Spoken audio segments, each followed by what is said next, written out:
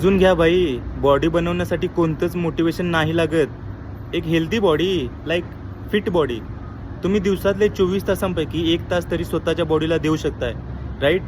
पण तुमचं ना, मी आधी चांगली जिम जॉईन करतो, चांगले जिम किट्स घेतो, शूज घेतो, एक चांगला हेवी सप्लिमेंट डाएट फॉलो करतो, नंतर मी बॉडी बनवायला स्टार्ट करेन. पण का भाई? ज्याला बॉडी बनवायचं आहे ना, तो कसंही बनवतो.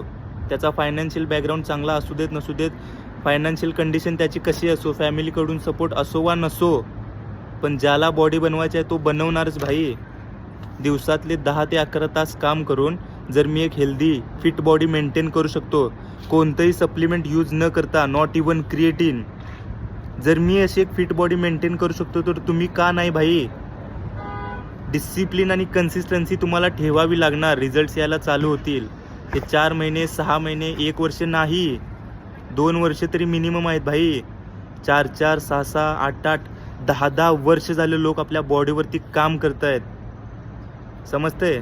बॉडी बनवताय भाई, मॅगी नाही. टाईम तर लागणारच ना.